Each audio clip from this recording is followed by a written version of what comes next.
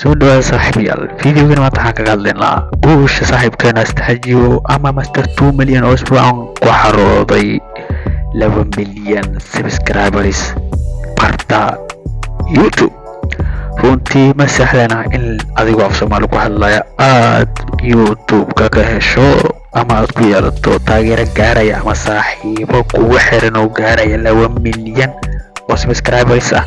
taasina waxa ay muujinaysaa dadaalkii joogtada ah uu ku baxshay dadaalinta taageerayaasha ku xiran in uu ku gaaray tiro markaa ay adag tahay in lagu buuxsho ayadoo lagu hadlayo luqad local ah. guusha iskama timaadee waa la kasbadaa waa la keensadaa. waxaana leenahay saaxiibkeena master 2 milyan hambalyo. waxaan rajaynaynaa in sanad wax ka yar aad ku gaarto tirada intaa ka badan ee 3 milyan ama kasii badanba, iyadoo uu asad buuxshay tiradii ugu badneed ee qof Soomaaliya uu ku yeesho bar social media Soomaali ay isticmaasho ama ay ku xirnaan.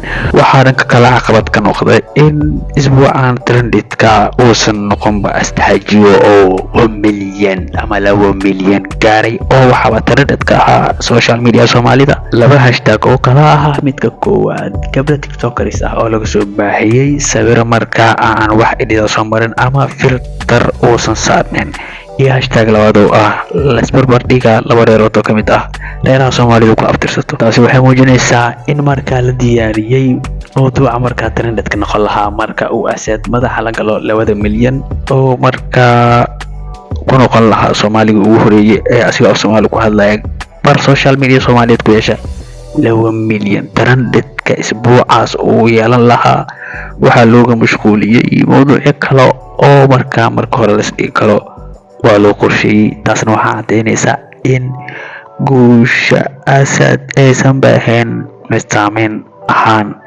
kaga dhex muuqata social media Soomaalida oo ama dadka caanka ka ah baraha Soomaalida markaa aysanba hadalhayn saas ah aysan ka samayn. astaxajo muuqda mid dareensan in hadalhaynta markaa laga sameyn lahaa looga mashquuliyay arrimo kale oo markaa asiga loo diyaariyay ayaa waxa uu xafladii labaad ku soo bandhigay private boat oo markaa qiimo qaali ah lagu kireeyay asiga iyo weliba tiimkiisa team 27 oo halkaa kusoo damaashaaday fiideo waaliyahana kasoo bandhigay. taasina waxa ay noqon doontaa mid isbuucan trendka noqon lahayd. haddaysan noqonna waxaa muuqata in asad uu asna markaa sii qorsheyn doono xaflad kaloo saddexaad oo uu 2 milyan ugu dabaaldegi doono. ana waxaan leenahay hambalyo 2 milyan to 3 milyan commission. See you, bye.